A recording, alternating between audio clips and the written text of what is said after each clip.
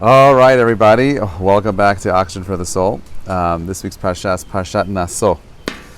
Before we even begin talking about the Parsha and the reading this week, I want to just mention that, this Shabbat isn't a typical Shabbat. This Shabbat is a very much part, parcel, and extension of Shavuot, right? They call this the Shabbat after Shavuot. Now, let's just very quickly go through a very quick recap. What happened on Shavuot? Shavuot is the day where the Jewish people and God unite. It's the day that God creates the canopy and the chuppah for the Jewish people, where they can be married and wed and become one.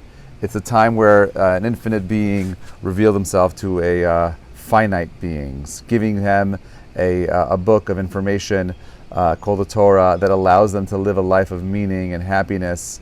It's a book that allows them to express the deepest parts of who they are. It's a book that allows them to achieve a level of greatness and holiness that they would not be able to do on their own. And therefore, when we're approaching this Shabbat, Perashat Naso is always after Shavuot. This week's Torah reading always follows Shavuot. And therefore, there's something unique about it. And, part of what we're trying to accomplish on Shavuot is this deeper connection. We spend the whole night learning. We dedicate ourselves to this process of building a deeper connection. And we do this, by putting in a lot of effort and energy into keeping ourselves awake and finding something meaningful to study and to learn. Now, when we think about Shavuot, it's not just the cheesecake holiday. Really, Shavuot is a day where we are able to achieve unity with the infinite. And therefore, that unique power of achieving oneness with the infinite still presents itself during this week and this Shabbat. Okay, now how do we tap into that? The way we tap into these things is by recognizing that I'm only in control of my choice. I'm not in control of the result. I'm in control of my effort to want to connect. Whether I have the connection or not, whether or not I get the results or not, are irrelevant. Introduce me to someone who is proactively looking for a connection to God, someone who is looking for truth, irrespective of their ability to find and connect. If they are truly seeking, we believe they will find, but if for whatever reason they cannot find, because they're not in control over those details, then I would say to that person after 120, I'm confident that they will live a life of bliss, a life of Olam Haba, a life of Gan Eden with certainty. The only thing we're in control of is our choice. Shavuot was the choice. The reason why we are called the chosen people is not because God just chose us. More than God choosing the people was the people choosing God. We chose God. We said Na'aseh v'nishma. We're the ones that got up and said, hey, we want to be connected to you. We want a relationship to you. We're willing to go ahead and do everything we can to figure out a way of living a life of meaning and connection to you. And that is what this holiday is about. That's what this week is about. The Shabbat after Shavuot is a Shabbat where we can still tap into that power. How do we tap into it? What are you preparing for Shabbat? What parts of Torah do you want to be connected to? What parts of godliness are you willing to build a bridge towards? What are you willing to sacrifice for a connection? What boundaries are you creating to be able to build a relationship with Borei Olam, with God? If the answer is, I'm not sure, I don't know, or it's not clear, you will always be forever stuck. And the goal is to make sure that you're unstuck. The goal is to make sure that you have the ability of doing everything in your power to make the best possible choices. That is ultimately what God wants from us, and it's what we should want from ourselves. So Parsha itself talks a lot about the Nisi'im and gives us this ability to understand about leadership and the leaders' roles in the tabernacle and so on and so forth. But that's a very interesting piece that I don't want to speak about today. I want to speak about something that is personal for me, which is Shalom Bayit. You see, there's an interesting law in this week's Torah reading, which is called the Isha Sotah. And this is a portion of the Torah that deals with a woman who is a woman who cheats on her or is suspected of cheating on her husband, and is then taken by her husband to the Beit HaMikdash, or the temple, where they take this special concoction of water, which is then has the name of God written on a piece of parchment, and the piece of parchment with God's name on it is erased. Now, it's important to be mindful that there is a prohibition in the Torah to erase God's name from anything. So the question is, why does God allow His name to be erased for this couple? This man is making this accusation. He comes to the high priest. The high priest then takes this woman, asks her if she's innocent. Then he makes this concoction, and then she drinks from it. And the question is, why? Why is this permitted? Why does God allow His powerful name to be erased for this unique couple? So there is a famous story in the Gemara that I want to share with you. The Gemara tells us of Rabbi Meir. Rabbi Meir was giving a class on a Friday night, and it was class was going on very, very late, and there was a woman who was in attendance, and this woman, her husband was waiting for her, and the husband was waiting and waiting and waiting, and it was so late that the candles that she lit for Friday night already went out. It was dark in the house. This story took place 2,000 years ago. So the woman finally makes it home, and her husband is upset. He's angry. I've been waiting for you. She gets home, and he's like, "Where have you been?" And he says, "I was in Rabbi Meir's class." So he says, "You know what? I want you to go to Rabbi Meir's house, and I want you to spit in his face." So, she's standing there, and she's like, "I'm not letting you into the house. I'm not letting you come back home until you go out and you spit in the face of Rabbi Meir." So she doesn't know what to do, so she goes back to the class where Rabbi Meir was. It goes back to Rabbi Meir's synagogue where he was continuing his learning. And Rabbi Meir is visited before the woman gets there by Eliyahu Hanavi. And Eliyahu Hanavi told Rabbi Meir what happened between this husband and wife. So he hears about it, and he goes outside and he sees the woman standing outside the Beit Midrash, and she's praying, and she's distraught. She's walking back and forth, and doesn't really know what to do. So Rabbi Meir comes to her and says, "Hi, how are you? Are you okay?" She's like, she doesn't know what to say. And Rabbi Meir says, "Listen, my eye, I have an eye infection. Do you know how to, get someone's eyes to feel better?" She's like, "No, I don't know anything about it." She's like, "Do you know any incantations that can make my eye feel better?" She's like, "No, I don't know anything." Ouch, there goes my phone. Hold on a second. And then, welcome back. And then he says, well, do you know of any incantation? She's like, "No, I don't know anything. I don't know how to help you here at all." So he says, "Listen, you know what I know, and this is what I want you to do. I want you to spit in my eye 7 times so that my eye will get better."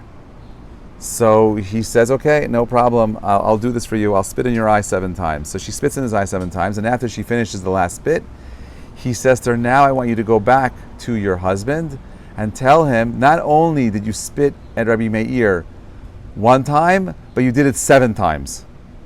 So Rabbi Meir's, students heard about what happened. They were very, very upset. They certainly would have gone over to the man and, helped him understand the value of staying up late and learning Torah and so on and so forth. But Rabbi Meir said no. Rabbi Meir said, "What do you mean?" He says that the Gemara says that there is that God will erase His name for the sake of shalom. If God is willing to humble Himself and erase His own name, all the more so I have this responsibility of going ahead and doing what I can for the people and make them have shalom bayit. That's how important shalom bayit is. Shalom bayit is the most important thing in the world that we could all be involved in. Not only with our own shalom bayit, but also shalom bayit. When I say shalom bayit, just so it's clear, shalom bayit means harmony in the home. It means creating a place of a home that is safe, that is loving, that is caring, that is welcoming, irrespective of the other person's position. Obviously, we're talking about where everything is safe. So there's another story that is told of the Rav Chaim Volozhin. And Rav Chaim Volozhin lived about 250 years ago, and he was a massive Talmid Chacham. And his students noticed that the rabbi would often spend a lot of time meeting with young couples and dealing with their Shalom Bayit issues. And one of his students said, "Rabbi, why do you do this? Why do you spend all this time with these young couples? Why don't you spend more time learning?" So he said to them, listen, he says that at the end of Shmona Esrei, when we do our silent Amidah, we we say Oseh Shalom Bimromav, right? We end by saying Oseh Shalom. And he says that what do? When we say Oseh Shalom, we take 3 steps back.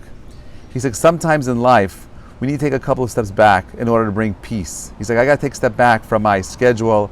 I got to take a step back from the things that I'm doing, that I'm engaged in, so that I could create a space for peace. This is a man who was obsessed with his learning, but found time in his day to create a space where he can invest in other people's shalom. The Chida, who was also traveling a lot, same idea. He says that I would create space for young people because this is what it means to bring shalom into the world. God's name is peace. When we are involved in creating peace, not only for other people, but even for ourselves, between husband and wife, between friends, between neighbors, between community members, when we are engaged in making peace, we create a world of shalom, of peace. I spend so much time with young couples. I give a lot of my time to young people, especially when it comes to Shalom Bayit issues. It's important to me for this reason. And I say this, and I say it, and I'll say it again. Young people and families represent the future. They represent the ability of changing what the future looks like. If you have a happy, healthy marriage, you are probably going to have happy, healthy children. If you know people that are unhappy and are a little bit of a menace, it's probably because their parents were unhappy, and that's why they're a little bit of a menace. So we as parents, as individuals, have the power of changing and stopping the cycle of insanity by creating a world of shalom. How do I get there? I create a space. I take a couple of steps back. If God is willing to erase His name from a piece of parchment so we can make peace and shalom, we could find space within ourselves to create peace for the people around us. Okay, so that is the basic idea of the Eshet Yafat, the Isha Sota. Now, one last idea on the Nazir, which I think is very much tied into this concept. Okay, there's this idea that you can go ahead and take you can make a vow. There's a lot of background noise. You're not hearing me? Yeah, that's better. There's a lot of background. No, I hear you, but there's a lot of background noise. I don't know where it comes from. It comes from the birds and the background noise. I'm sorry. I actually have a microphone for the recording, but I'm not. But not a microphone for the Zoom. Bezrat Hashem, next week I'll get a special microphone for the Zoom. Okay, some people are saying they can hear me, but it might just be you. But anyway, Kitzur is that there's this idea of a Nazir. Okay, a Nazir is someone who makes a vow that he will not drink any wine, not cut his hair, and so on and so forth. But there's a special mitzvah for the Nazir where he is not allowed to come close to to a dead body. And the question is why? I could understand someone has a problem drinking, he has a problem, with women, and he wants to take a vow of abstinence. I understand that. But why can't the Nazir come close to a dead body? The Rambam says the reason why the Nazir can't come near a dead body is because the dead body represents defectiveness. It represents the broken nature of the physical. And therefore, a Nazir should avoid any physical things which he may be attracted to. And now, this is a strange idea. What do you mean, something that he may be attracted to? The Nazir is someone who's making a vow of abstinence, and he's working on spirituality. He's working on achieving a higher level of understanding, a higher connection. Why does this particular, why does his avoidance of this body help him maintain this distinct connection to spirituality? So now, there's several ways of addressing this. Number one is that a dead body in Judaism represents potential that was lost. Excuse me. It's very hot out here, and I did not bring a drink of water for myself out here, so I'm kind of losing my voice already. The Nazir does represent someone who is taking on a higher spiritual reality, and by doing so, he is separating himself from the material world. A dead body represents potential that was lost. It represents potential that cannot express itself properly. So you would think that, who cares? Like, seeing a dead body, if anything, should inspire someone to reach a higher level of spirituality. And now that is true.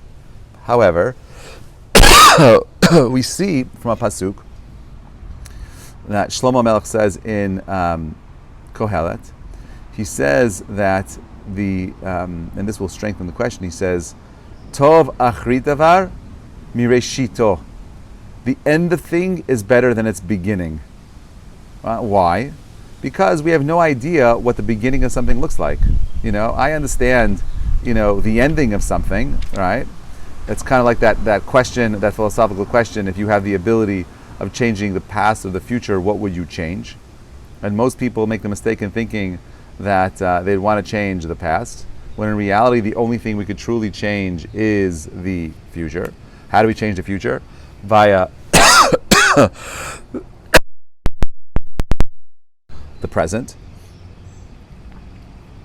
and therefore, when we think of this question, there's two paths to spirituality.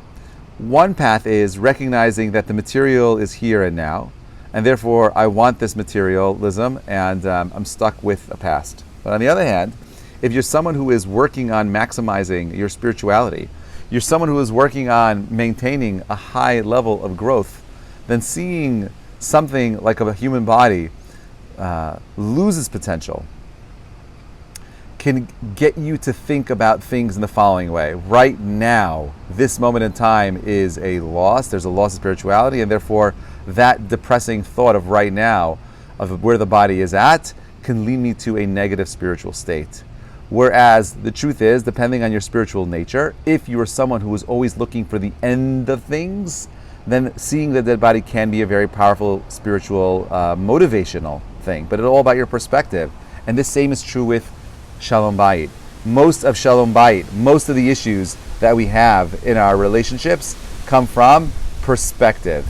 Am I seeing this moment in time right here, right now, as a definitive expression of my spouse's wants and needs, and therefore I'll get frustrated and respond?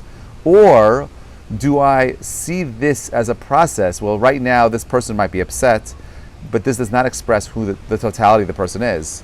I give them the benefit of the doubt because I know where I'm going in this relationship. Where am I going? I want to achieve a level of unity. That's what shalom really means. Shalom is ultimately oneness. Achieving this level of peace, this level of unity, is what we're aiming for. How do we get there? We get there by taking a step back.